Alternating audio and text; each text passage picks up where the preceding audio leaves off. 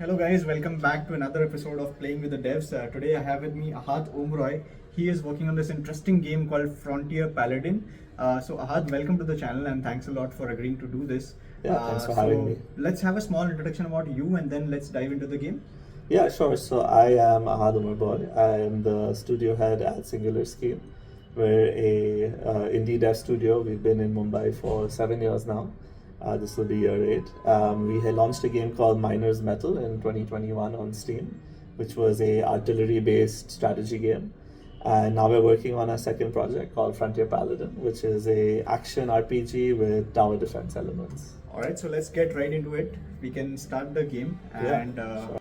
Here is how the game looks like, guys.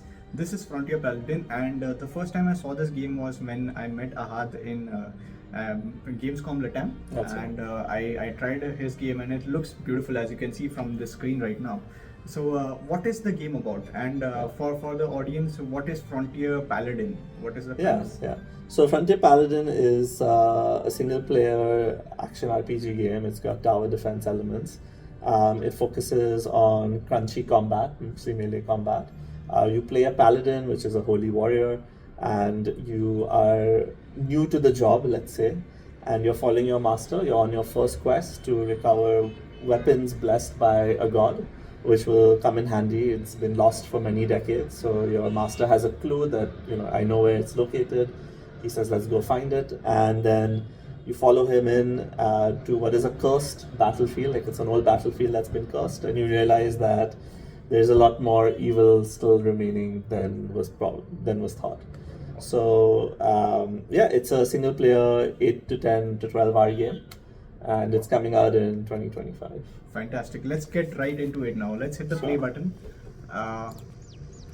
So the game looks beautiful, absolutely looks beautiful. So I think the engine that you have used is for Unreal Engine, right? That's right. We're on Unreal Engine 4. I think for us, 4 was an engine we were really familiar with, and at the same time, we weren't really benefiting from a lot of the new things that 5 was doing. Yeah.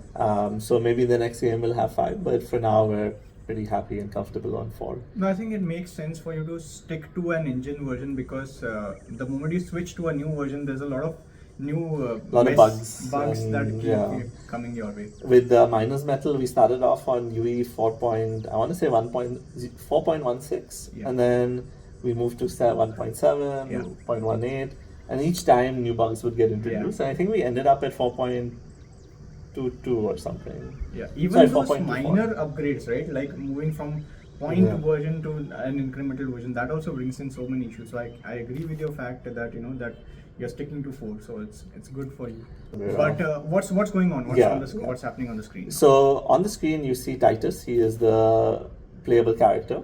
He's an apprentice paladin, as I mentioned, and this is him in his heavy plate armor. So I'm playing with mouse and keyboard, but you can also play with gamepad. Okay. And this is also supported, right? Xbox controller. Yeah. So you can play with gamepad as well, but for now I'm just playing with mouse and keyboard because we just recently updated the mouse and keyboard controls based on feedback and things. Yeah. So I've just been playing with it. I've gone to the habit of playing with it because it's always good to, when you're making major input changes, you want to see how things feel. So here is the characters I mentioned. Your quest is here on the top left. You're trying to locate your master. Yeah. On the bottom left, you've got the weapon you've currently equipped, a couple of spells that you've got equipped, health, your mana. This is your healing. They're called tokens of faith. And then you've also got a crossbow. Yeah. So that's your ammunition down there. So that's basically the real basics of it. You've got our combat is somewhat inspired by things like Souls-lite. So you've got stamina management. You can see the yellow bar below the player character. We've got blocking, parrying, dodge rolling, all of that. So that's basically the fundamentals of combat. Yeah. And right now, this castle you're trying to get entrance to. So this is what the dialogue system looks like. Yeah. This guy's like, oh, you're back. Yeah. And you're like, hey, how come no one is handling these skeletons outside the door? Yeah. And then he's like, well, your master has said that you'll be back soon and you'll handle the skeletons. So you're like, of course. Yeah. My master's always, using me as unpaid labor. So basically, he lets you know that there are more skeletons on the way, and Yeah. so no point coming in when you should just hang out and kill them as they come. Yeah. So this is the tower defense aspect. Okay. You press G on the keyboard, and this menu opens up on the bottom. Okay. You can see it breaks down into categories. So you've got barricades, which I'm placing here. Yeah. You've got traps, so I'm placing some traps down as well. Yeah. And these are turrets, which you can rotate with the mouse wheel. So I'll just place down a couple of turrets as well. Yeah. And the tutorials are sort of just running on the side. Obviously, I'm pretty familiar with the game, so they come and they go. But you can see now on the top right, there's a little mini map showing enemies as they come in. Yeah. And so this is the rudimentary version of the tower defense. Over time, we give you more barricades and traps. And, there are different types of enemies, different maps. You can see in the bottom right, there are some resources there. So because this is a tutorial, we give you a lot of resources. But over time, a key part of the tower defense is managing and generating and sort of managing your resources. Yeah. You want to build these economical buildings that generate resources. Right. The placement is important as well, because you need to sometimes go and collect those resources. So we're trying to make the game reasonably deep. Of course, it's not going to be super deep. It's still an action game. Yeah. But there should be some element of thought, and give the player some interesting decisions to make. Allow them to optimize their economy in certain ways, that sort of thing. And even though the enemies have started coming, you can still keep on building. Like if I lost a barricade here, so I can just build another one. So there we go. I'm taking a bit of damage, so I'm just going to heal. Sorry. And the barricades and stuff that you are placing, these are you have limited number of resources, right?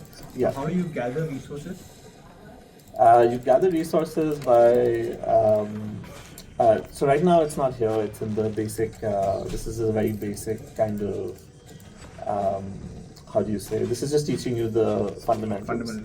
Fundamentals, But as you play through the demo, which is about 45 minutes to an hour, the next time you get to the tower defense segment, we do introduce some new structures. And these structures basically help you gather resources. Understood.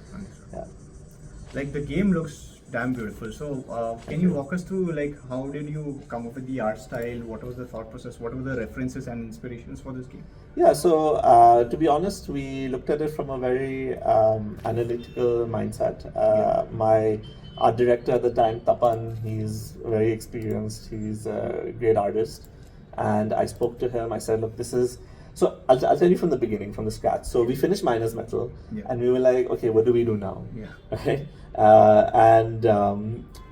I got the team together, and I told them, okay, in a week, we're going to decide what we're going to be doing next. But for now, we've just finished this game. Let's just decompress and relax. Everyone should just play games. Maybe because we had been crunching a little bit to get the game out in time. So I was like, presumably last few months we haven't had that much time to play games. Just catch up on the games that you've missed out on in the past few months, play some of your old favorites again, and everyone should come to me at the week's end. We'll have a meeting, and everyone should have at least two games, but not more than three, that you will recommend, that you'll be like, this is a great game, and I think this is a game that we can make in this genre.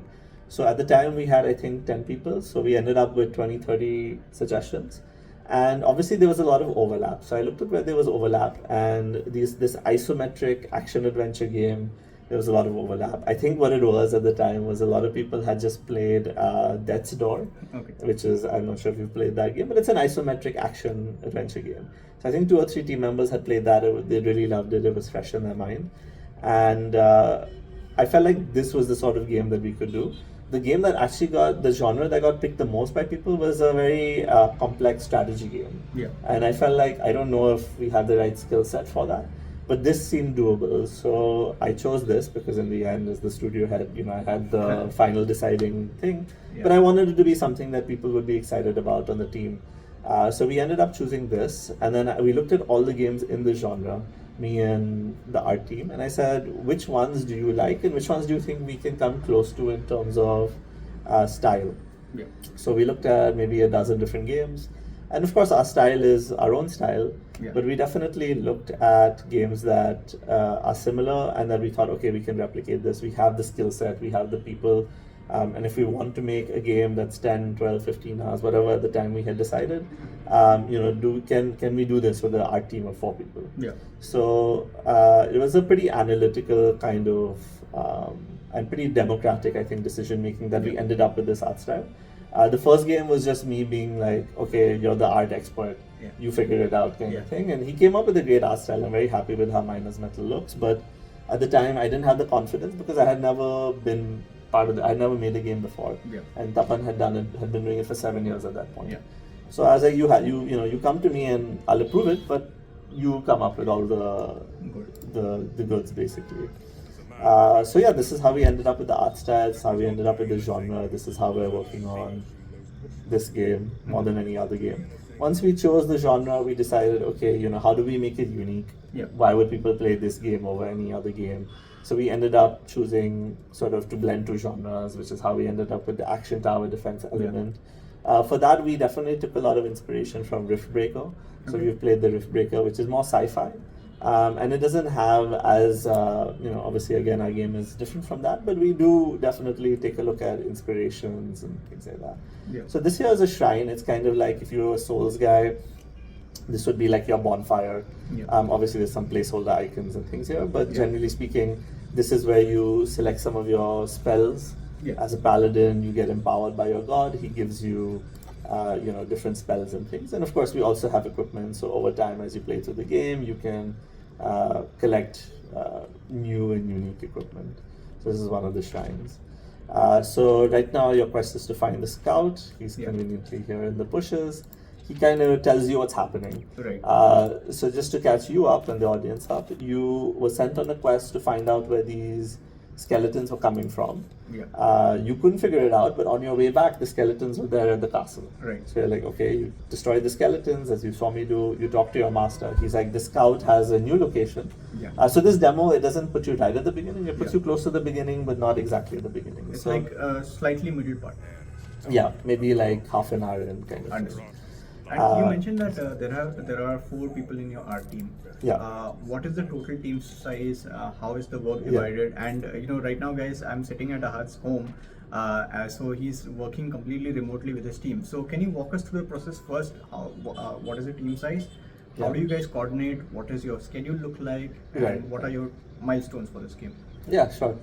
So the team is, like I said, there's 4 on the art side of things, and there's 4 on the programming side of things, and then there's me. So there's 9 in total. Yeah. And on the programming side of things, I'm also including a couple of design guys. So there's 2 programmers, 2 designers / testers, because they also do the testing. And then there's 4 artists. Yeah. So that's, and then there's me. So there's 9 in total when you're talking about full time. We do have some contractors, so things like 2D art, audio, things like that we don't necessarily need someone the entirety of production. Right. So the game is being developed. It's just in a couple of months, it'll be 3 years since we started developing the game. So for our audio, for example, we have Rahul Ranganath, who does great work. We're really happy with how the audio of the game sounds. But he, was not necessarily, we didn't need audio the first year, right? You're still tinkering with concepts and just seeing how things feel. You're trying to improve the game. You're really just sort of coming up with what the game actually is in pre-production. So at that point, yes, it would be nice to have sound, but it's not critical. And for a small team that's on a small budget, we have to be careful with where we put our resources, basically. So things like that, areas where we think, okay, we need someone for a month or 2, but we don't necessarily need them. I like that. You like the charge up thing? Yeah, it's my favorite too. Let's see if I can get them again. These guys are really, sorry, the aiming is a little bit bugged. We just made a change yesterday, and I'm on the most recent build, so Yeah, things might be a bit. yeah, it's probably a little bit too ambitious to, make a change yesterday. We made a few changes yesterday. Hopefully, it But that's fine, as doesn't- long as the game is not out yet, it is still under development. of So of course. course there will be some issues that you'll be facing. Yeah. But I want to make just one comment. I haven't played the game till now, right now. However, just looking at this, it feels so satisfying. Like I can imagine once you start playing the game, how amazing it will feel. Because the combat, the sound, and all everything, and the visuals is blending together, making this a really good experience. I like the environment as well. It feels very satisfying to look at. The color palette is really calm for an action game. So that's a very interesting contrast. So do you want to talk a little bit about the art choices that you made? Like, is this intentional? Is the color palette intentional? And what do you want the player to feel? So at the time, where I would say we're less of a Souls-like than we originally planned. Like I said, in pre-production, as you know, like nothing is set in stone. You're trying to figure things out. So at the time, I thought, let's do an isometric Souls-like, and then let's add in this action tower defense, and that's a pretty unique kind of game. Like there's not a lot out there like that. Right. And hopefully that will intrigue people and get them interested to check out that game. Yeah. And then as we played, we decided that at least through testing, people were liking things to be a little bit more snappier and fast-paced. Yeah. So we still have stamina. We still have a lot of Souls-like references. Not sure why this guy is invisible. That's a known bug. Yeah. But we definitely have moved a little bit away from the Souls-like aspect of it. Yeah. And so when we were still doing Souls-like, there's kind of a meme, you could say, where every Souls-like has to have a poison swamp environment. Yeah. And so we decided, okay, for the demo, we got to do a poison swamp environment. So that's basically why we chose this level for our demo. Yeah. It's also just a fun, interesting level. You have two different enemy factions fighting together. Yeah. So you can see the orcs are also fighting the skeletons. Yeah. So it's just fun. It's sort of an in-joke to people who play the Souls-like. play the Souls-like. So we just chose that. When it comes to the color palette, I'm not an expert in what's the word? Complementary art, like complementary colors, color palettes, and things like that. Yeah. But my art team is, and so I told them, it should still be a little bit warm. It shouldn't be too dark and forbidding, especially as we move away from the Souls-like. Yeah. So I just like it. I think it's kind of got a good balance between things that are exciting, but at the same time, not the explosive barrel. I think every game has to have an explosive barrel, if you ask me. Yeah. Yeah. Even puzzle-based games should try it. That is the most satisfying thing. It's just fun. It's just fun. So as you were saying, like the game feels kind of satisfying, and honestly, we've spent a long time polishing this. Just a very, very long time. Can it's you just define 45 minutes. long? How long has the game Yeah, been? so the game has been in development for 3 years. It took us a year, let's say, to make the demo. Yeah. And then we obviously did a lot of internal and external playtesting. Yeah. And we spent another full year practically just focusing on the demo after that. Yeah. Just to try and get the feel right. Because, we're not a super experienced team. We do have a game under our belt, but that's a different genre. Yeah. And we're a small team. And one thing I think you yourself must be seeing when it comes to games on Steam, the bar just gets higher and higher every year, right? Yeah. It's just incredible. As a gamer, I feel like there's never been a better time to game. Yeah. Every day, it just feels like there are at least 10 games that are interesting. Maybe I don't play those games, but they are interesting games worth playing, worth looking at, thinking about, should I buy? And that's every day. I mean, I remember when I was a kid, I had infinite time, but no money. No money. And so even the games, we were pirating back then from the streets, like, it still cost you a little bit of money. Yeah. And to buy the equipment to play the game in the first place costs money, of course. So now I'm in this space where there are these amazing games that I'm just like, I'd love to play this, but I don't know if I have the time to play. Yeah. So it just feels very strange to me that like things have really changed. And of course now I'm 38. So I remember one small joke by Rohan Joshi. He was performing on stage somewhere, and he said that on the similar lines that you were saying, right? Yeah. When I was a kid, I was always confused that should I buy a PlayStation or an Xbox, and I couldn't afford either of one of them, something along that line. But now today, I'm 35, 38, whatever. I think he mentioned some age. Yeah. And now I'm like, or I can get both. Yeah. So then I went ahead and got medical insurance. so that's how our life changes, right? I mean, Yes. we have infinite amount of time in our early days, but we can't possibly play all the games that we want. And now we can afford all these experiences, but we can't find the time, which is the circle of life. Yeah. It's funny how life is that way. There's a brief moment in my 20s where it overlapped. I had time and I had money. Yeah. I played a lot of games those Best 2-3 years. Yeah. Yeah, I remember I had that between 2016 and 17 was that sweet spot for me. But yeah, I mean, the game looks very interesting, and you mentioned that you've been testing this out for a long time as well. Yeah. So, what was some early feedback that you got while showcasing your game, and where all have you showcased the game? Yeah, so I've showcased the game now in 3 different cons, 4 different cons, which is really lucky. We did Gamescom Latam, which is where we met. We did Tokyo Game Show. Yeah. But I heard you were there, but I don't there. think we met up at the time. I was there for most of the B2B meetings because we had just closed in our fundraise. I was looking at, talking to vendors, publishers, investors. So I was more on the B2B side over there. I was completely occupied with those meetings. So I did come around in the expo hall, but to the India Pavilion, or my memory is a bit hazy of that time because most of my meetings were around the expo area. Because that's how it happens, right? You go to that conference and most of the meetings are just and memories of expos, I don't remember. I come back from an expo and a week later, I've forgotten half of the things because it's just such a blur, right? There's so many people to meet, so many things to do. Yeah, it's so I feel you, but I did hear you were there, and unfortunately we didn't cross paths again. But then of course we saw each other briefly at IGDC where we were again exhibiting. And that's the funny part, you and I, we both stay in Mumbai. This is probably the first time we are meeting in Mumbai. Before this, it's always been out of Mumbai. And it's funny. The same thing that has happened with a lot of other game dev friends as well. You know this guy, Yashashvi? No, I don't think so. They're working on this game called Ilavat, and the funny story with him... yes, I do. Sorry, yes. Funny story with him is that I always meet him at the airports only. Whenever we are going somewhere or coming back from somewhere, it's always at the airports. Yeah, that's I mean, it sounds a little bit more glamorous than it is. But it's you're right. This is the first time we're meeting in our home city. It's just pretty funny.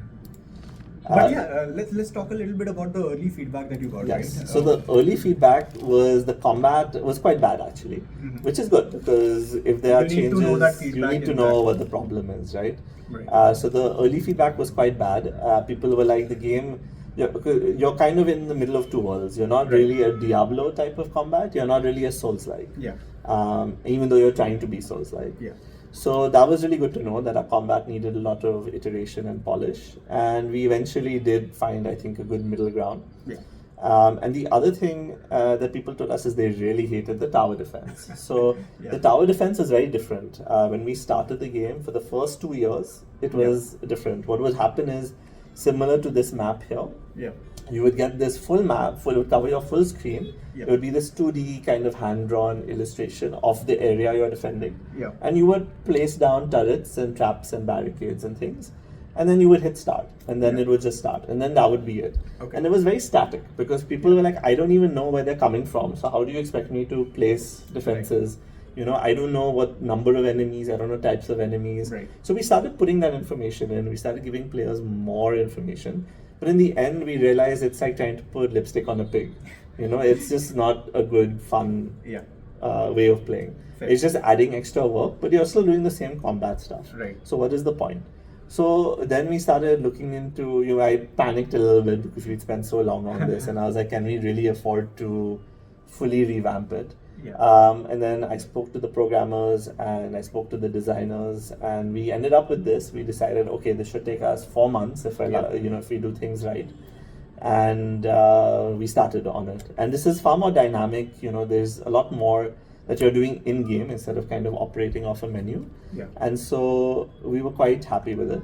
So here you can see we've started the mode. You can see the wind. Yeah. This is where the enemies are going to come from. And what is it, Imtiaz? Yes, so that's the defensive objective. Oh. So in this case, what the quest was happening, I sort of didn't really elaborate on it, but the quest was that this scout is telling you he's figured out where the skeletons are coming from, that there's a big necromancer guy and he's making the skeletons. Is this wind somehow inspired by Ghost of Tsushima? Yes, so we just wanted to do something that wasn't so heavy. Yeah. Initially we kind of had arrows on the ground, Yeah. but it gave it a little bit more of a sci-fi feel than I really was looking for. Yeah. And wind, of course, is wind. You can put that in anything. And everyone had loved it in Ghost of Tsushima, so we were like, chalo, we'll just do something similar. And so, on the lines, I just want to backtrack a bit. When you started getting that negative feedback, right?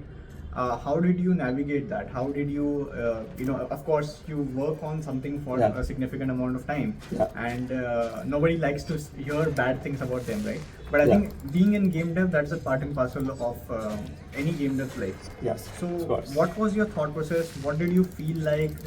I was very happy to get negative feedback, because the thing is, if your game is, I can't say it's objectively bad, because a game is art and art is subjective. Correct. So you can make intentionally also make a bad game, and there will probably be people who like it. Do you know, on this recent stream with Shubham and Harsh, we actually saw a game called Coconut Simulator. Okay. The game is nothing. It's just a coconut on a beach, and the only control is with your mouse. You dolly around that coconut. Coconut doesn't move. There's nothing whatsoever. And to add to this, there are two modes of the game. One is an arcade mode, wherein this is what happened, what I described. Yeah. And then there's a realistic mode. Oh. What happens in a realistic mode is the entire screen goes black, and there's a message. This is the realistic mode because coconuts don't have eyes; they can't see anything. so yeah, I mean, and the game is priced at what, 52 rupees, and the developer has multiple of these games. They have Coconut Simulator, some Grass Simulator, and some of these games are priced at 400 rupees. Okay. And you have to read the reviews of this Coconut Simulator. This changed my life. I got to know how it feels to be a coconut. Then there was a comment called #Justice for Coconuts because they don't have eyes. Very funny comment. But yeah, I mean, I agree that intentionally a few people make such horrible games. But when you are starting out making something that is so ambitious as Frontier Paladin, you don't necessarily want to create a bad game, right? Yes, of course. I mean, I don't think most people want to create a bad game, and even Coconut Simulator sounds kind of hilarious. I don't know if it's bad. I think it's just a joke meme game, right? So it definitely has its place. Yeah. I feel like, but I think, look, in the end, you're making something that's very complicated. We are not experts at it. Yeah. So we made a lot of assumptions, and it's basically like if you're cooking and you've never made this recipe before, you want to take a taste, right? Yeah. As you're cooking, does it need more salt? Does it need more pepper? Too much ginger? Not enough garlic? What have you? Yeah. And okay, you can taste it, but if you're cooking for a whole family, right? It's also helpful for my wife will come and also she might have her own slight taste preferences. I might think the salt. Actually, I'm in my family. Everyone jokes I'm very bad with salt. I can't taste salt really. Okay. So if there's too much salt or not enough salt, I can usually not tell. Everyone else can tell, but I can't. So for example, that's a good example because if I taste it and I'm like, okay, salt level seems fine to me. Yeah. But everyone else, if they had tasted it at the time, they're like, no, this is not enough salt. You need to put more. It would have been useful to know before I, put everything in the bowl, in the plates, and brought it to the kitchen. So for me, negative feedback is a good thing. I quite like it because it's actually hard. Like in this day and age where people's times are so limited, you can even ask people. You can give them a free game and say, hey, please, just play it and give me 2 seconds of feedback. What do you think? Yeah. Sorry, I'm not sure why these guys seem AI is a bit bored. But we're still working on that. That's one of those areas I feel like we're always working on. I don't know about you, but AI is so tricky for us. Absolutely. And especially in our game, there's so much of it. there's traffic system, pedestrians. But anyway, I mean that's a whole new conversation. We can have a separate video on that. Yeah. Sorry, we were talking about feedback. So the negative feedback to me is great because someone still has to put in that time and effort to give you that negative feedback, and it's not something that comes that easily in this day and age. True. Again, you know, with like 30, 40, 50 games being released on Steam, yes, that feedback, getting it is, I think someone still has, they're not spending money necessarily, but they're putting in the time. Yeah. And like I said, time these days is, it's not easy. Yeah. So for me, it was not like, oh, they're talking bad about my game. It's like, please talk bad about my game so I know how to fix it and I can fix it in time. Fair. You know, before the game is launched. So that you don't get that negative feedback after the game is launched. Makes sense. Because we made that mistake with Miners Metal. We didn't do any external testing. We did internal testing. Yeah. We're like, yeah, this seems in a good enough place to launch. Yeah. And firstly, you know, with a small team again of 10-ish, you're going to miss a lot of bugs. Absolutely. You know, so we missed a lot of bugs. And then also just some things that we liked, other people didn't like. Yeah. You know, I liked it, so I put it in. But that's not really... That's not how it works. Yeah, that's not how... I mean, of course, you don't want to make a game by committee, but at the same, you should have a strong vision. Yeah. But at the same time, you need to have a pretty good idea that, okay, like this is a feature that people like, you know? Yeah. You need to know what is going to be really good. You need to know what is acceptable. Yeah. You know, and what is bad. And obviously, you try and improve the things that you think are critical to the game's success. Yeah. So it was really good getting feedback. We've been getting lots of feedback, and I've been very happy with even the negative feedback. Yeah. And of course, when you get positive feedback, which we started to get more and more, yeah. that really like kind of that makes your heart sing. Yeah. Like makes your heart feel full, and it motivates you to keep on, you know, working on games also. Working on the game. For the people who want to check out this game, does it have a Steam page? Yes, there is a Steam page. You can go to Steam and put in Frontier Paladin. And I'll make it easier for you guys. I'll leave the link in the description. So go ahead and wishlist the game. Yeah, that would be super helpful. So as I said, we're coming out this year. You know, we've been working on the game for 3 years. We've now been to 4 conventions. So I mentioned 3: IGDC, Gamescom, LATAM, Tokyo Game Show, but we also did Gaming Con, which again we were lucky enough to. Actually, that is where we saw each other in Mumbai. Again, so that was a new convention, but I thought it was really well run. I really enjoyed my time there. A lot of people checked out Frontier Paladin and enjoyed it as well. And we were lucky at IGDC to win Best Design Award. So it's been good. You know, each convention we've gone to has had better and better reception. We know we're on the right track. Yeah. And it's kind of motivating us to keep on working on the game, and it's been very good. And I would say that as we continue to play, you know, the feedback gets better and better, and also it gets more specific, right? Yeah. Previously, it's like, oh, I didn't enjoy the game, or like combat I didn't like. Yeah. Now it's like, oh, can you put in this resolution specifically, or like, you know, the mouse and keyboard needs like to be a little bit better. Yeah. Things like that. So that's also died unfortunately. Yeah, so I'm not used to normally talking and playing at the same time. So no, you know, if we are like, this is more like development stream. So we can talk about. You can be bad at the game and then just talk about the experience. But having said so, right? You mentioned that you've been at this since the last 3 years. Yeah. And I just met you, and you mentioned about your kid. Right? Yeah. She's what, 1 year old now? She is 1 year. How has life changed from before having your kid and now?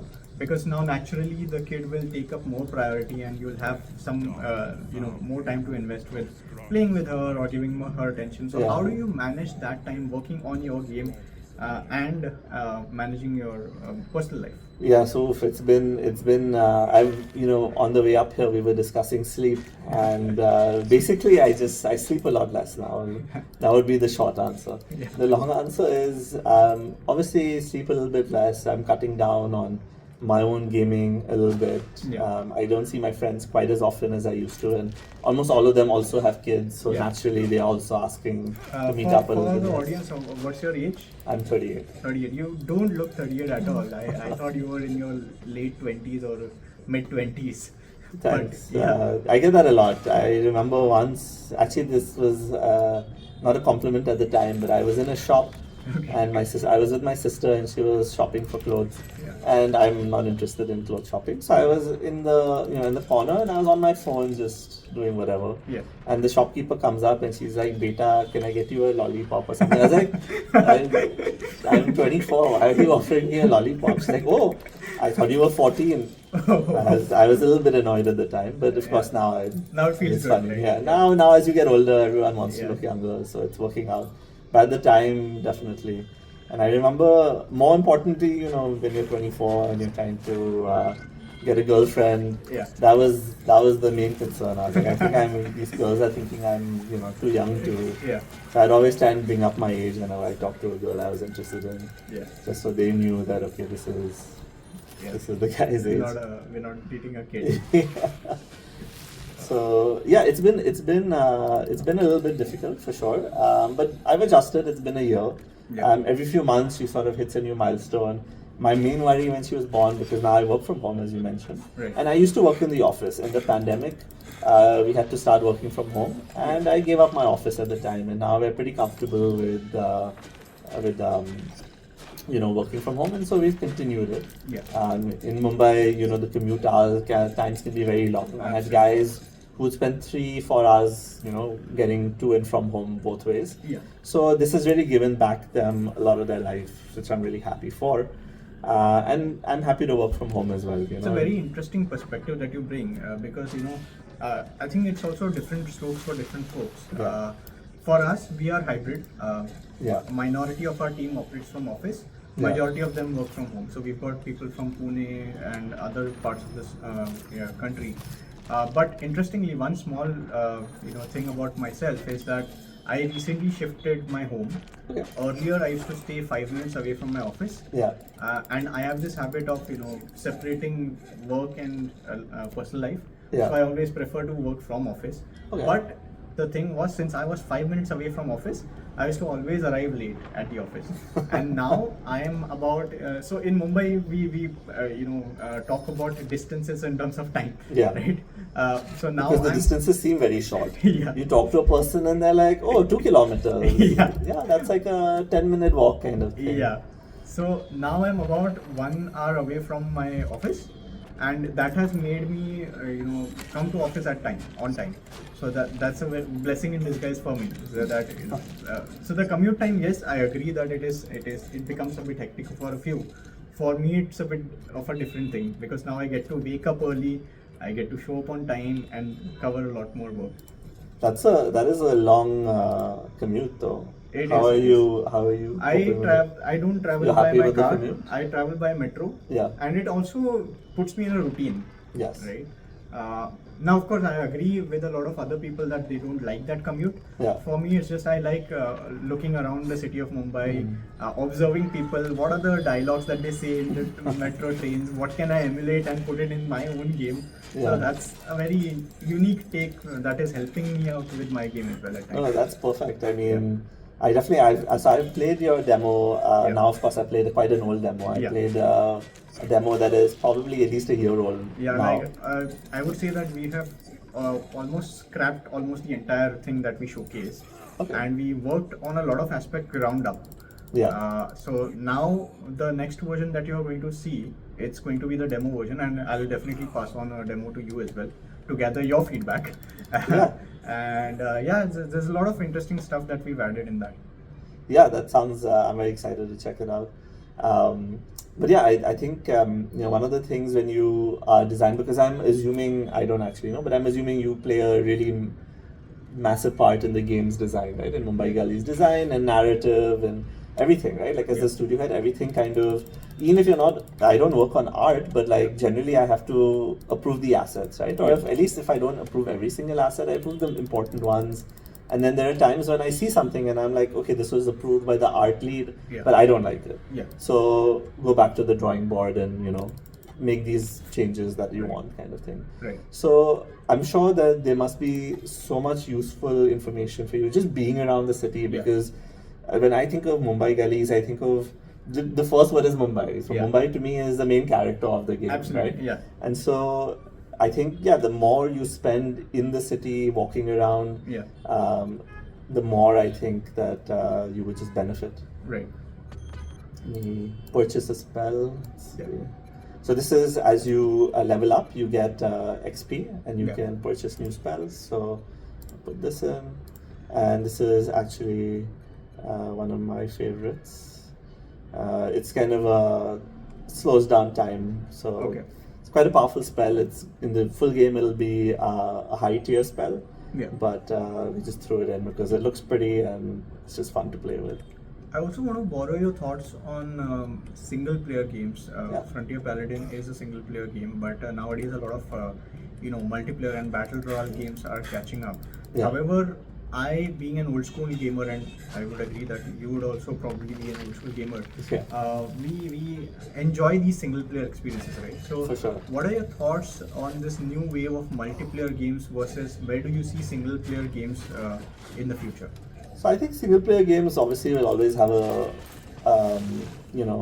place. I do think that I've been hearing about single player games dying out for at least 15, 20 years now.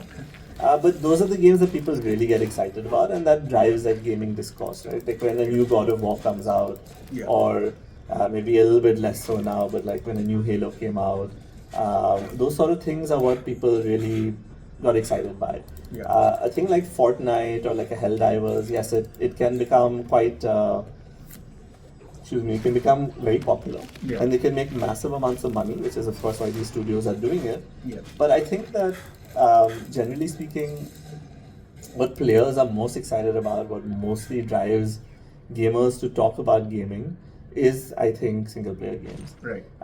And there's so many different genres, and I love strategy games, I love action games, I love RPGs.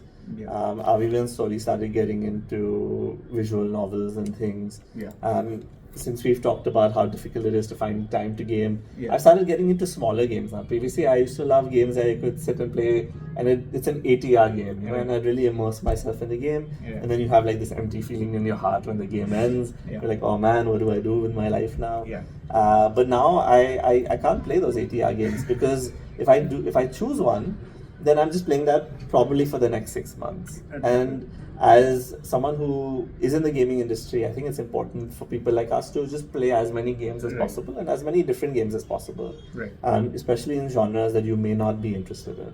Yeah. So it's just something that I think will always be there. Yeah. It's personally my favorite type of game. I barely play multiplayer now because you never know, the baby starts crying, I gotta run, Yeah, right? yeah. And there's no pause on multiplayer. Correct. So yeah, I feel like single player games are where it's at for me, and they'll always be for a lot of people. Yeah. In our early days of development, we were working with this extremely talented game designer. His name is Vivek Vasudevan.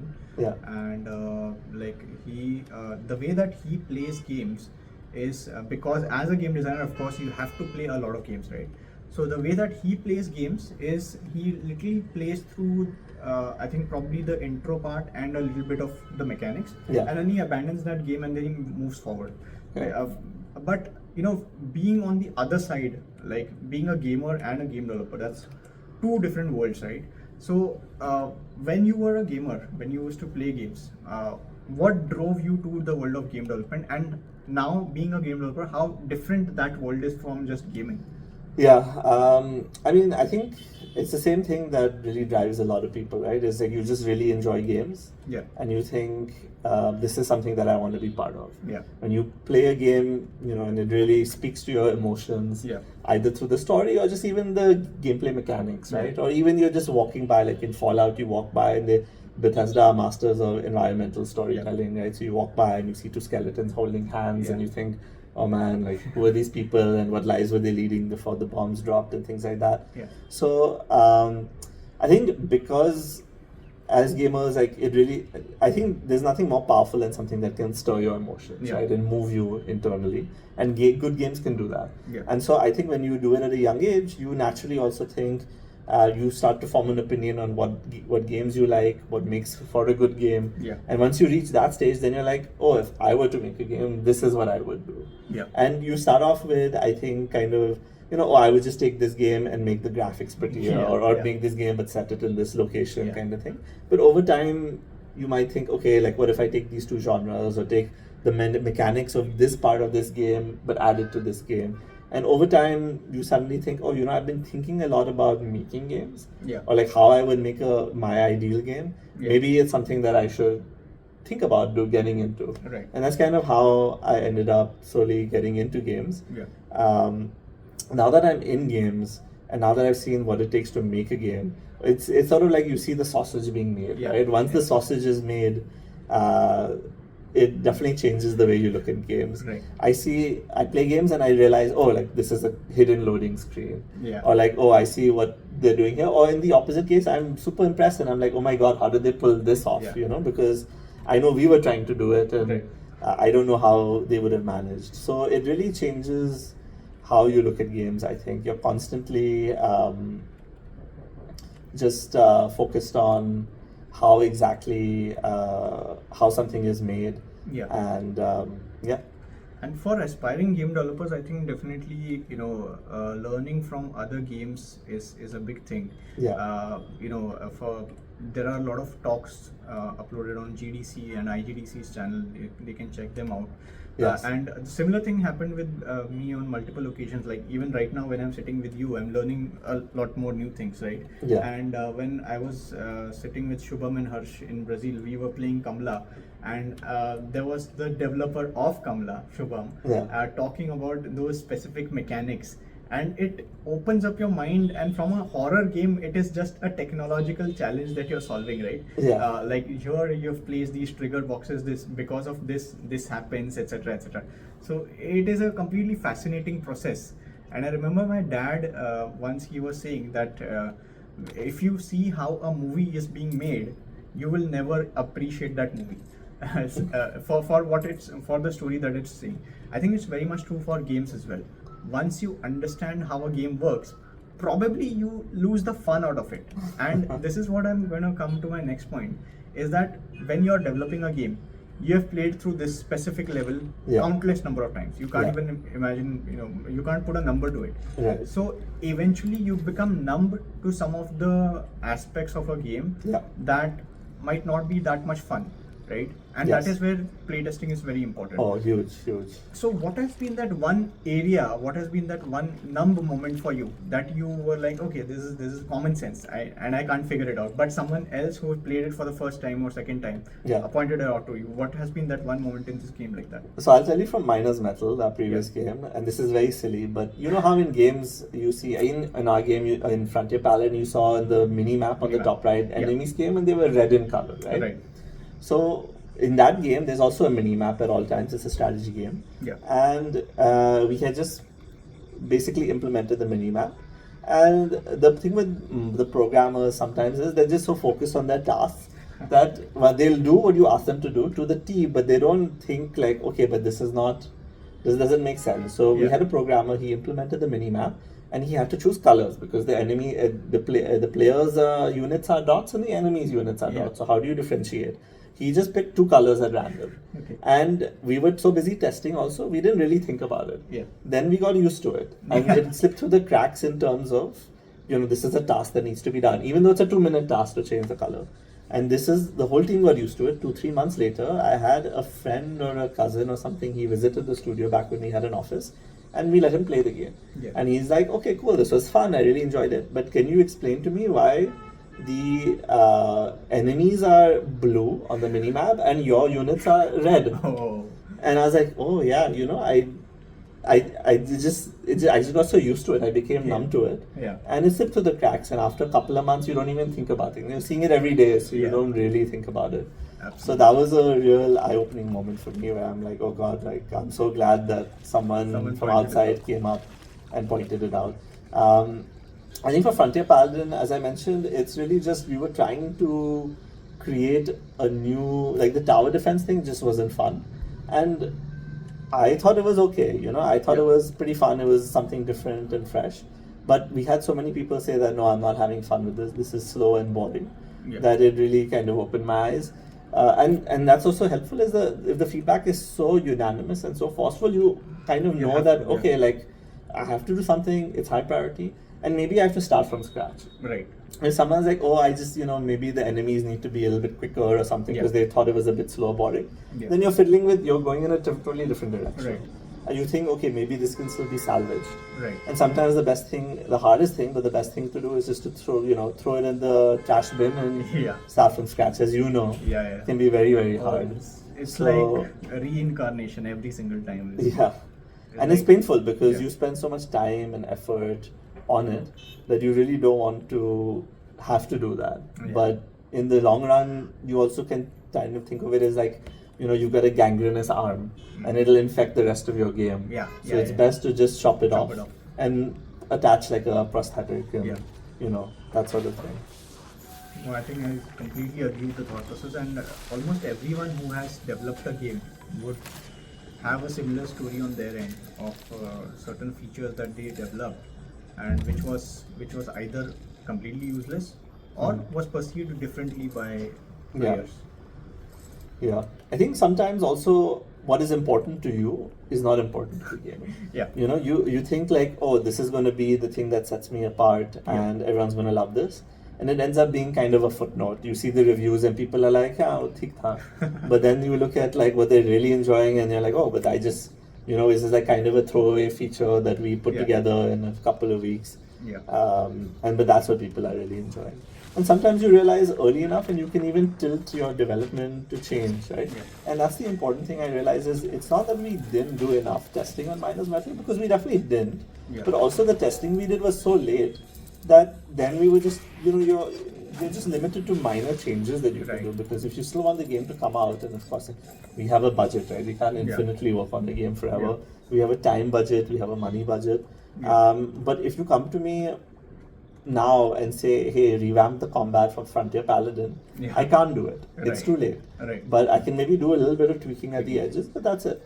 But if you came to me 2 years ago, then I could have done it. I had the time. And that's what happened with the tower defense. We did the external testing early enough that we basically were able to, we had the time to make the changes. And yes, it was painful, but it's infinitely better than having to delay a full game by 6 months or, just leave it as be, it's not that good, but it is what it is kind of thing.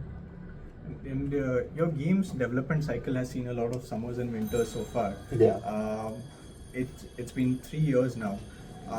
Why does a game take so much time to develop? Like a lot of people who look at a game from outside think that, hey, why is this so difficult? I mean, you can just put this across in like few days or weeks. And there's literally this misconception, and this also stems from the fact that there's a lot of lack of information. Like for example, if you a few months ago I did this activity where I searched on Google how much time did it take to develop Minecraft.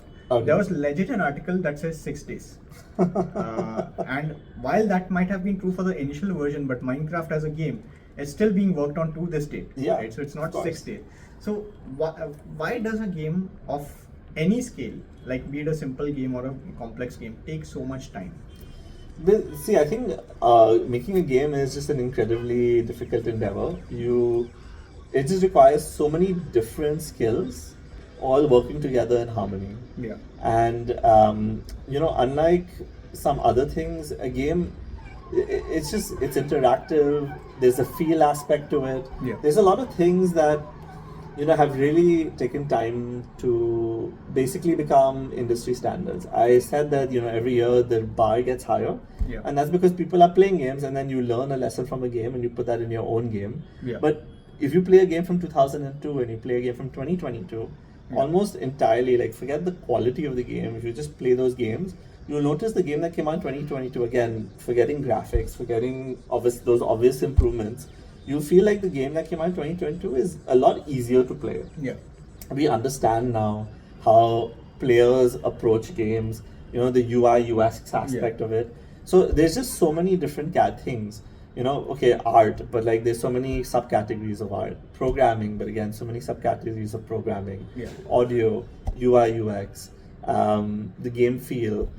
It's just such a big, all-encompassing field that it's very hard to, I would say, do all of these things.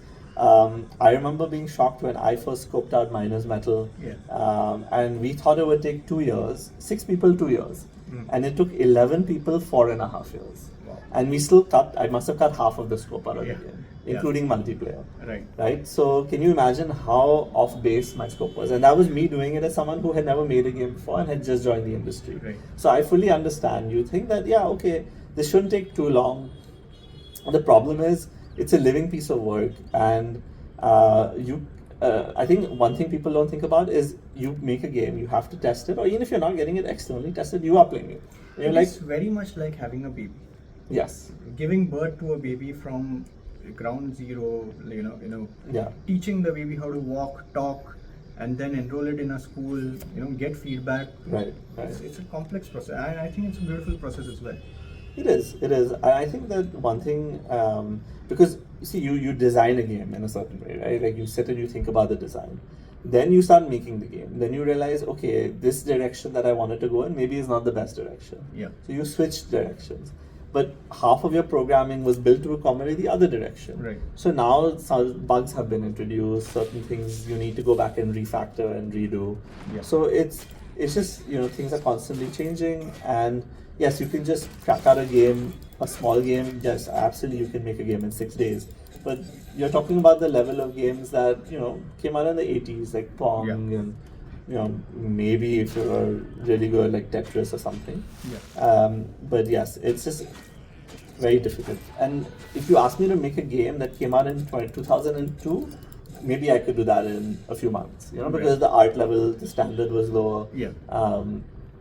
And I think also a lot of people, when they look at, oh, I want to make this game, Yeah. how long will it take? They're not realizing that, okay, like this AAA studio, it made the game in 3 years. But they had like 400, Massively, they had yeah. 400 people on the team and 600 contractors whose Yeah. names maybe aren't even on the credited list. Yeah, I read one article on GTA Vice City. The GTA Vice City was developed in 9 months, and about 300 people worked on that game. GTA Vice City. This is Yeah. like 2002 that we're talking about. Yeah. So And that was built entirely on, GTA 3, right? They had Yeah. already built 3. So then it's okay, you take everything you did for 3 and you just build on that. Right. Similarly, Nintendo made Majora's Mask in a year. Yeah. Right? The mandate was make another Zelda game in a year because they spent so many years on Ocarina of Time. Yeah. But you still need to spend those many years building Right. GTA 3 and Ocarina of Time, right? Like Absolutely. you can't just be like, okay, they did it in a year, so now I can do it in a year. Yeah. You have to look at the first game they made. That took Yeah. 7 years or whatever. And then the next game took a year. Yeah. So, and we are not at that stage, unfortunately. We're not fortunate enough, you and I, to be working on a game that, Yeah. is building upon another game. And that's what I'd like to Yeah. do with Frontier Paladin. That's part of the reason I chose this, is because I have so many ideas and my team has so many ideas. To come out with a game every 4 years, every 3.5 years is difficult. Yeah. That means in your life you come out with maybe 10 games, right, if you're Right. lucky. So to be able to come out with a game next time around, and maybe takes 2 years, we use the same combat system, but obviously we make other changes, add new features, make some tweaks here and there. Yeah. But to come out with a game in 2 years, I think that is kind of what we're thinking of, because I agree, it takes so long. And sometimes it's also, you can be so excited for it, but it just drains you by the end. Yeah. Yeah. We were so happy to be done with Minus Metal. Yeah. And if you had told me that in 2018, when we had been working on it for a few months, I would have said, no way. Like, obviously I'd be happy to have the game come out, but to be honest, I was just sick of the game. After 4.5 years, Yeah. like, to this day, it's been, I don't play it that often because Yeah. I'm just like, it took too much out of It me. is that dilemma, right? It's like once you create a movie, you can't watch it as a piece of entertainment. Like Yeah. it is a piece of work that you contributed. And it's memories, right? You look Yeah. at certain things and I'm like, oh man, I remember this really annoying thing that took forever.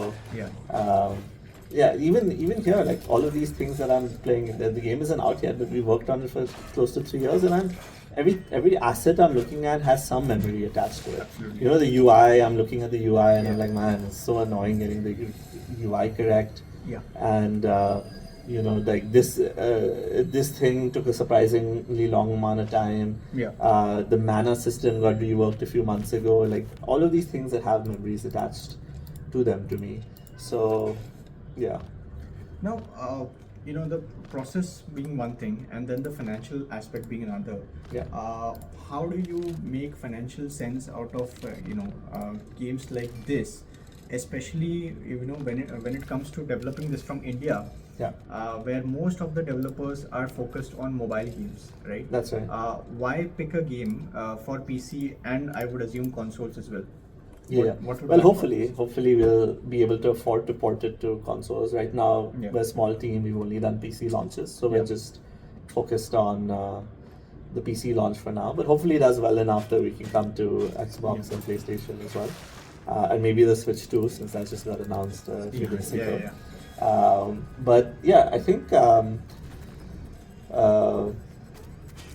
for us, again, and this is the thing with Miners Metal, is that a lot of it was just me making decisions. Yeah. And I didn't play mobile games, and I still don't play mobile games Yeah. because I play so many games at home that when my wife eventually convinces me to step out of the house, Yeah. I actually don't want to play games. Yeah. And especially at the time when mobile games were coming up, I had been a gamer for 20 years. So me, at the time, I felt mobile games lacked depth and complexity. That was what I enjoyed in a game. Right. So I was like, it's okay, I'm not that into it, and I play so much at home that when I'm out, I don't need to play. Right. And I don't want to play at home because I have a PC. Yeah. So it was just something that I never really got into. And then when it came to deciding and obviously I couldn't afford to do PC gaming and mobile gaming, I had to pick and choose. I spoke to some people at Nazara. Their headquarters is just down the road from where I used to live. Very, And close by from here. yeah, it's walking distance from here. And so I spoke to them, and they were like, "Look, it's a factory line. We'll make 12 games this year, and 10 of them will lose money, and one of them will maybe break even, and one of them will do really, really well, which is where all our profit will come from. Right. And we'll spend, like, say, just hypothetically, we'll spend 10 lakhs on the game, and we'll spend 5 crores on marketing it. And we don't know which game will be successful and which game will not.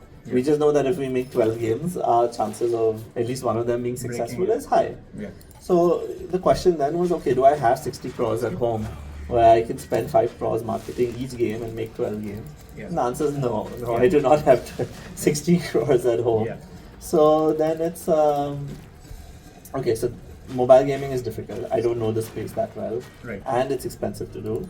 I've been playing PC games my whole life, so it was really not even a question. Like for me, even taking the money out of account, it was just like it doesn't make sense. I mean, I don't know that space. It's not what I'm interested in. Yeah.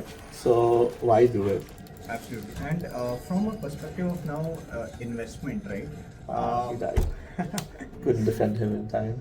Let's talk a little bit about the financial aspect of developing such a game. Is it expensive? A.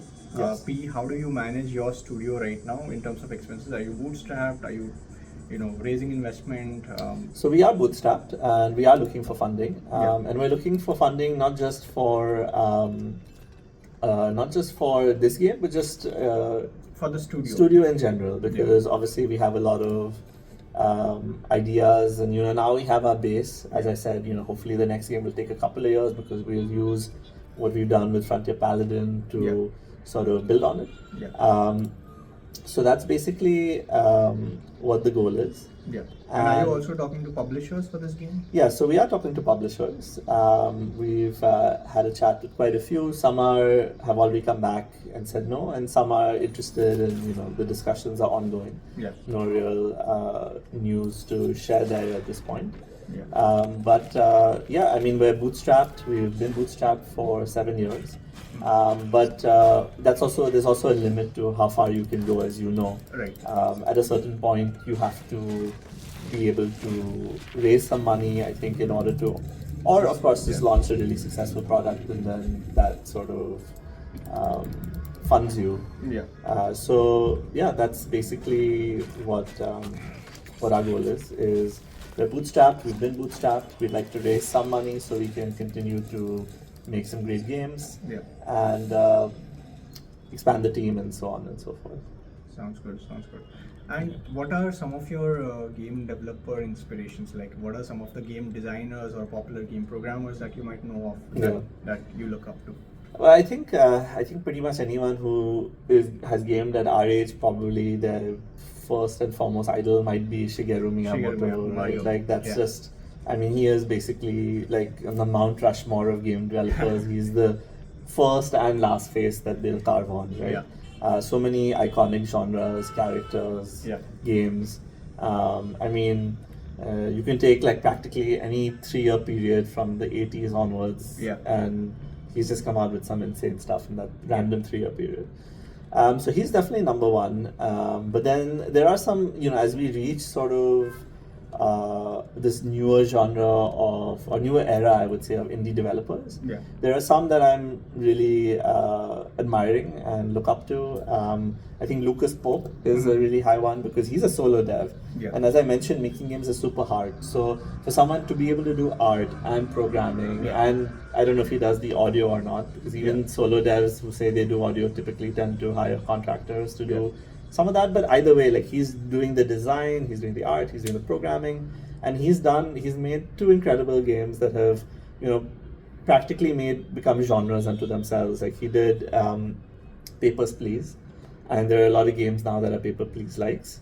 And then he did, I forget the name of the game with, you play an insurance person. It's a puzzle game. You go onto a ship that's from the 1800s. That's everyone on the crew has died, and you can sort of see how they died. You have to piece together who killed them. I forget the name, but that was, essentially a really great take on puzzle games, detective games. And I think a lot of detective games that have come out in the past couple of years have, been inspired by it. So Lucas Pope, definitely absolute genius. And then there are some other, indie developers out there that I think are really amazing. I mean, Concerned Ape from Stardew Valley, again, that's another solo dev. Really Anyone amazing. from the Indian gaming scene? I think that there's games that I'm really impressed by that have come out, and I know what it's like here to make a game, and how incredibly hard it is. So I'm always impressed when anyone makes a game at any point. There are definitely good games that have come out, but I think, again, we play in a global thing, right? Like that's the thing is, when you are looking to buy a game, no one is looking to buy a game from India specifically. They're just looking for games that you might enjoy. So from that perspective, yes, I think I'm really impressed by everyone who's made a game so far and has come out with a game. But nothing that I'm looking at that I'm like, wow, incredible. There are some young kids that I met at Brazil Gamescom Latam who have made some cool, fun games. There's Abhishek, whose last name I forget, but his company is called Abhitech, I think. And he made a Vampire Survivors game that I really enjoyed. That was fun. There's this other guy, Manan, also a student candidate from Gamescom Latam, who made I think again a Survivors-like, I want to say. That was also fun. So there are people out there making fun games, and I'm confident. Also looking forward to Unsung Chola's Empire. Yes, that game looks very ambitious. I recently saw a LinkedIn post of them posting a bull I saw charging. that. So that was a cool looked trailer. damn good. And it had that disclaimer that this is in-game cinematic. So I'm genuinely looking forward to that game. Yeah, I think they have their own mocap studio, which is a really, I mean, that's amazing. Oh yeah, we recently have started, doing some experimentation with mocap. It's very fascinating process. It's, I mean, the rewards are huge if you can get it working right. But it's just, I mean, it's incredible. If they can pull it off, I think that'll be great. But it's ambitious for sure. And I think they had a prologue that came out a while ago. I did play it, and I thought that there's things that I really liked about it. Actually, it's funny, I ran into them at GDC in San Francisco in 2023. I didn't know they were going to be there. I'd never heard of them or their game. I was walking around trying to get funding for my game. And I walked by, and my eye is doing a scan, and I see it, but it doesn't register, and I keep on walking, and then 5 seconds later, I was like, wait, you said something about Cholas, and then I came running back. And so I met Abraham there, and a couple of other people as well. And they're really nice guys. I hope it does well. I know that there's a lot of people really excited for Indian history. And of course, that part of the country also, I think people don't necessarily talk a lot about. So there's a lot of very high potential. But I think that one thing I've noticed from games here is that there needs to be, I think, a higher level of polish. I think people are coming up with great ideas and they're working really hard. But again, we're playing in a global kind of space, and so unfortunately, we're competing with studios that have been doing it for 10 years, 15 years, 20 years. They've launched a bunch of games, and they're essentially working off the work that they've done previously. And we are starting from scratch. So they have a certain level of polish that I'm finding a little bit lacking now in a lot of games. I'm not saying that necessarily we've hit that level of polish. God knows we have our fair share of bugs and issues as well as you've been seeing. But I do think that it's only a matter of time. It's a matter of time, but also we need to understand that it requires that level of polish. And then once you get there, then yes, you can keep on making new games. And, but I think that we're maybe a little bit too quick to jump, launch it. Yeah. And even we made that mistake. I'm not saying that I am different. Our first game also was undercooked and undertested and all of those things. And that's basically why I'm saying it, is because I made that mistake, and I'm seeing some people also at IGDC. We saw 40 games in the indie things, some really cool ideas, some really passionate developers working on them. And sometimes, yes, look, you can't work on games forever, right? Like you have a budget or you have a time, you need to get it out, all of those things. So I totally understand, but I think there are also times when you can take that time, or maybe you cut scope on the features a little bit. Maybe you do an hour less. Like if it's a 12-hour game, maybe cut out a couple of hours and focus on just getting that game feel right. I think.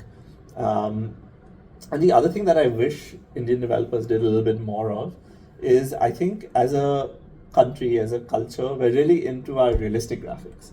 I think the more pixels that are pushed is what gets people, is like the heart, the heart pumping. That's what really excites them about gaming. This game is not realistic graphics, but I think it's a really good looking game.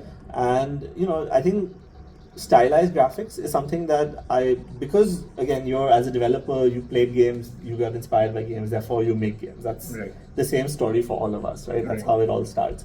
And a lot of the games that people get into here are like your GTA types and the RDR, the games that just are really lifelike. They're like just beautiful to a degree that you're like, wow, this is like real life.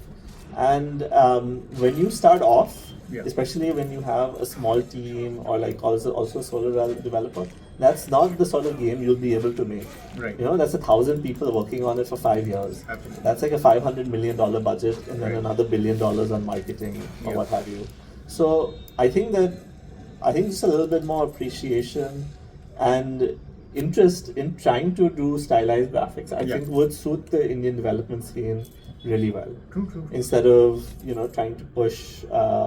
I think when it's all relative. You have a big budget in India. Right. I think you and Mukti and there's a few games out there that it is $1 million plus. Right. And so, and again, we have a low cost of living here. So $1 million here is maybe $5 million abroad, maybe. Right. So it's a pretty decent budget. Again, it's not like AAA, but it's a comfortable budget. Still relatively smaller as compared to, like, let's take for example Sleeping Dogs.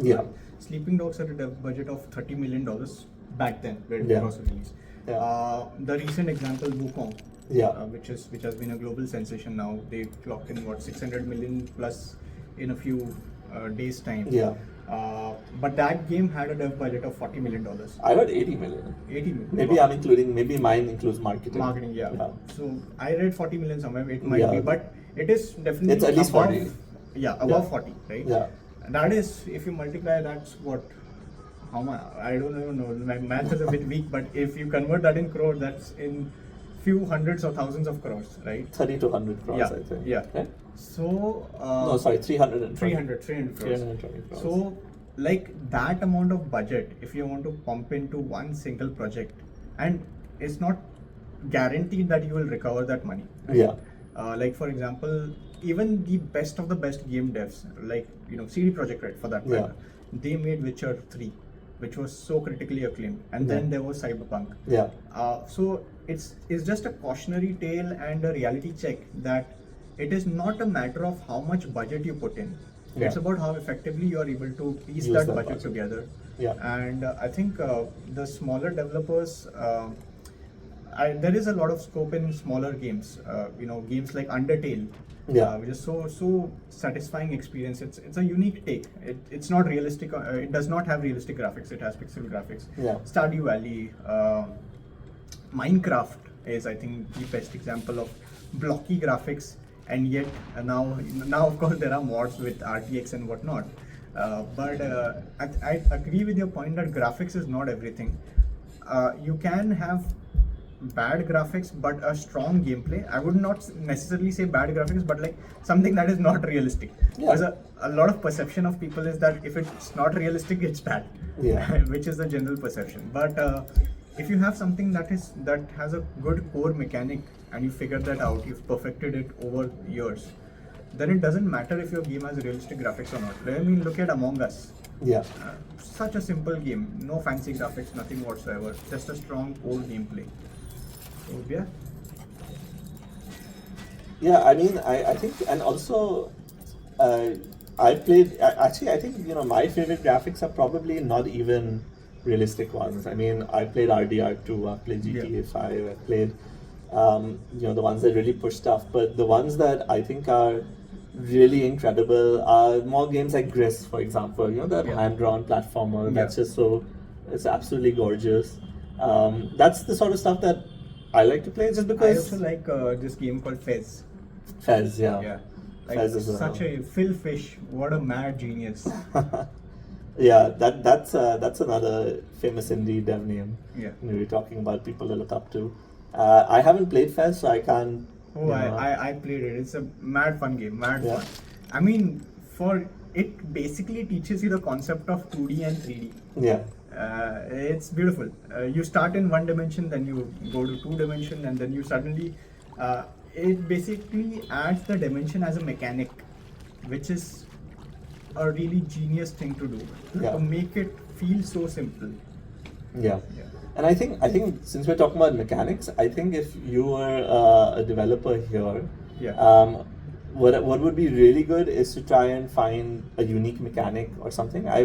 Again, I think there's no shame. I'm making a game that's combat myself, so it's not like I'm saying I'm some amazing designer or anything. But I think that when I looked at the types of games that are available, yes, there are definitely some really interesting and unique ones out there. But a lot of them were combat games, and it didn't really seem like it was offering that much. Like, the games that do that then need to really compete strongly on graphics. And again, we don't have the budgets to compete on realistic graphics like that. So I think you really need to come up with some interesting design mechanics, or even a different genre that doesn't necessarily have combat, or combat's not the core gameplay loop. But I am seeing that slowly. I'm seeing a few games here and there that are different. They're strategy games or city builders and things like that. And I think that's when the Indian development scene will really flourish, is when we start doing things that are not just what I'm doing, or GTA, or just like different, because that I think really gets your design juices flowing. So I'm excited to see. It has to be like unique, something that has not been done before, something. And not only will it be interesting, but it's also what I think people want, and therefore the game might be more successful that way. Therefore, you get a chance to make a second game. I think one of my saddest things is that there are a lot of passionate developers who make a game, and because it's their first game, it doesn't do well. And it's not a great game. And then they get pressure from their family, or they themselves feel like, okay, I should get a job now, that sort of thing. And then the game development scene loses that talent and that experience. And then I see a next bunch of people coming in and they make the same mistake as the first guy. And then the cycle repeats.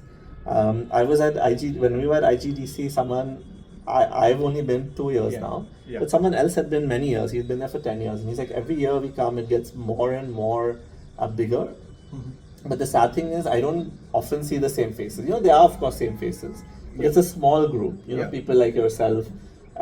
It's a small circle. But 60-70% are people we see 1 year and then we just maybe never see again. So that is quite sad, because, again, the bar is always being raised abroad. Yeah. And we need to keep on building ourselves if we want to, if not just catch up, at least stay at that same pace. But let's see. I mean, every year the tools to build games also get easier and better. Yeah. So maybe in a year or two, who knows what sort of crazy AI will be out there that will just help you make half a game yourself. I mean, I don't personally believe that to be true, but who knows, right? I'm no Nostradamus. I can't predict. This conversation was a lot of fun, and I think the conversation can go on and on. Yes. But I'm sure you also have your game to focus on, so I'll let you be with it. But being at the end of this conversation, I just want you to give some piece of advice to aspiring game developers on what should they keep in mind while working on their games. Yeah. So I've touched upon these already. I think that the most important thing when it comes to game development in my mind is just developing games. Yeah. Right? I think especially these days there's so much content on YouTube where you can feel like, yes, I'm learning, I'm developing, and yes, of course tutorials have their place. But keep in mind that you will learn the quickest at a certain point after maybe a few hours of tutorials just by doing yourself. So you always got to be making stuff. And worst case, if the games themselves are not good, if you're looking to get in the game industry, then you have those on your portfolio, right? You can show them to a prospective employer like yourself and be like, hey, this is what I made. And like, oh wow, this guy has shipped like 4 games, That's incredibly impressive. So always be developing, I think.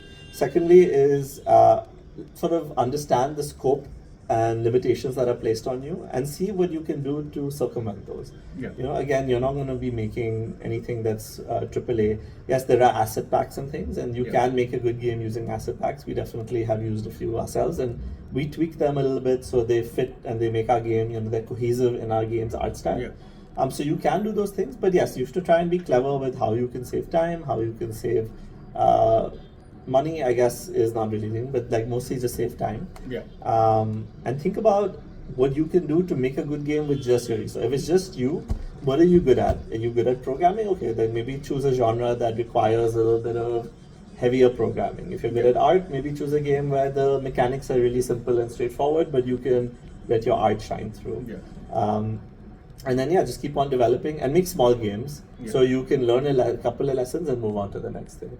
And even if you're building upon that game, then as long as you're just finishing it and moving on to the next, I think you'll always feel that sense of progression. Yeah, awesome, Ahad. So guys, that was Ahad for you guys, and please do check out Frontier Paladin. It is available on Steam. All the links will be in the description, and shower a lot of love once the game is out, as well as please, once again, don't forget to wishlist the game. That's it for this video. If you like this video, hit the like button. If you want to comment something, please do use the comment section and share this journey so that we end up inspiring a lot of other game developers out there. So thanks a lot for watching and have a nice day. Take care.